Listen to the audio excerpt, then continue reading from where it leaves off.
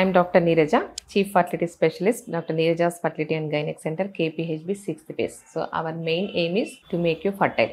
Low beta HCG importance చూద్దాం. అసలు beta HCG అంటే హ్యూమన్ కొరియానిక్ గొనడోట్రోపిన్. అసలు ఈ టెస్ట్ ఇంపార్టెన్స్ ఏంటి, ఎవరికి చేస్తాం చూద్దాం. సో జనరల్గా మనం ప్రెగ్నెన్సీ 100% కన్ఫర్మ్ చేయాలి, ఉందా లేదా అలాంటి వాళ్ళకి మనం బీటా హెచ్సిజీ అడ్వైస్ చేస్తాం. కొంతమంది యూరిన్ టెస్ట్తో వీక్ పాజిటివ్, లేకపోతే సరిగా లేదు, లైన్ రాలేదు, డౌట్ఫుల్ ఉంది అని వస్తుంటారు. సో వీళ్ళకి ఇలాంటి పేషెంట్స్కి మనం 100% కనుక్కోవాలి, ప్రెగ్నెన్సీ ఉందా లేదంటే అలాంటి వాళ్ళకి అడ్వైస్ చేస్తాం. ఇంకొంతమందికి మనం ఐవీఎఫ్ పేషెంట్స్లో ముందే తెలియడానికి కూడా ఆల్మోస్ట్ ఎంబ్రియోస్ పెట్టిన మనకి 12 daysలోగా మనకి రిజల్ట్ రావాలి, యూపీటీ అంత మనకు యాక్యురేట్ కాదు, కొంచెం లేట్గా డిటెక్ట్ చేస్తుంది కాబట్టి యూరిన్ ప్రెగ్నెన్సీ టెస్ట్ మనకు ముందే తెలియాలి అంటే బీటా హెచ్సిజీ అడ్వైస్ చేస్తాం. ఇంకొక బ్యూటీ ఆఫ్ ద టెస్ట్ ఏంటంటే యాక్చువల్గా ఇది క్వాంటిటేటివ్ టెస్ట్ అనమాట. అంటే వాల్యూని బట్టి మనం ఎన్ని వీక్స్ ఆఫ్ ప్రెగ్నెన్సీ చెప్పచ్చు, 4 weeks ప్రెగ్నెన్సీయా, 5 weeks ప్రెగ్నెన్సీయా, 6 weeks ప్రెగ్నెన్సీయా చెప్పచ్చు. ఇది ఒక బ్యూటీ ఆఫ్ ద టెస్ట్. ఇంకొక బ్యూటీ ఆఫ్ ద టెస్ట్ ఏంటంటే అసలు ప్రెగ్నెన్సీ హెల్దీనా కాదా అని చెప్పచ్చు. ఒకవేళ మనం ఈ రోజు టెస్ట్ చేసినప్పుడు 100 వాల్యూ ఉంది,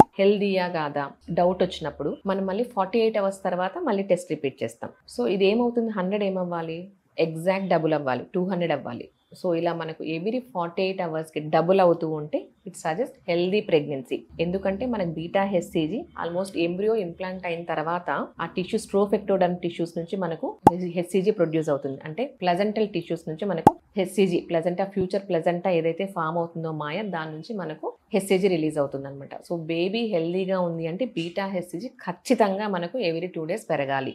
ఒకవేళ పెరగలేదు అంటే మనం ఏం సస్పెక్ట్ చేయాలి, ఒకటి.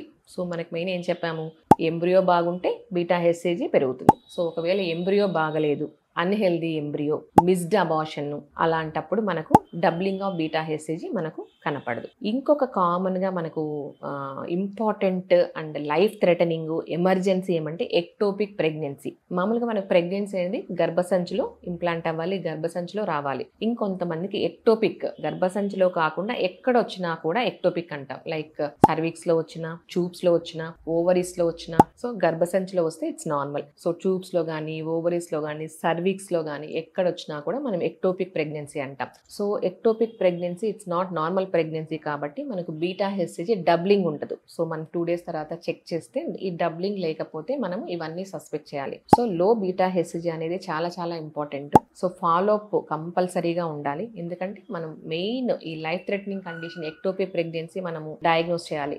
ఎందుకు అంటే బీటా హెచ్సిజీ మనకు 1500 ఉంటే గానీ మనకు స్కాన్లో కనపడదు. సో మనం ముందే కొంచెము డౌట్ పడాలి, పేషెంట్ మనము అవేర్నెస్ తేవాలి, వాళ్ళకు చెప్పాలి అంటే మనం ఈ డబ్లింగ్ చేసుకుంటా, ఒకవేళ పెరుగుతూ ఉందంటే నార్మల్ అని, పెరగలేదు అంటే మనకు కొంచెము 1000 దాటిన తర్వాత స్కాన్ చేసి ఆ ఎక్టోపిక్ ప్రెగ్నెన్సీ కన్ఫర్మ్ చేసుకొని వీళ్ళకు రప్చర్ అవ్వక ముందే, లైఫ్ థ్రెటనింగ్ అవ్వక ముందే సర్జరీ చేసి పేషెంట్ సేవ్ చేయొచ్చు. లో బీటా హెచ్సిజీ అనేది కొంచెము ఇట్స్ వార్నింగ్ సైన్ అండి, కొంచెం జాగ్రత్తగా ఉండాలి. So follow up is very very very important. ఇంకొకటి లో బీటా హెచ్సిజీ ఉంటే మనం ఇది ఏం చెప్పాం, మనం క్వాంటిటేటివ్ టెస్ట్ అని చెప్పాం. సో మిస్కాలిక్యులేషన్, ఒకవేళ patient last menstrual period miss అయినా, మిస్కాలిక్యులేషన్ అయినా, లేకపోతే ఇర్రెగ్యులర్ డేట్స్ వాళ్ళకి, సో వాళ్ళు అనుకున్న విధంగా 6 weeks అనుకుంటారు, బట్ 4 weeks మనకు వాల్యూ వచ్చినప్పుడు కూడా మనకు లో బీటా హెచ్సిజీ ఉంటుంది. సో ఇది నార్మలా లేకపోతే అబ్నార్మలా అని తెలియడానికి మనం 48 hours డబ్లింగ్ ఉందనుకోండి, సో ఇది మనం మిస్కాలిక్యులేషన్, మిస్ఇంటర్ప్రిటేషన్ అని మనం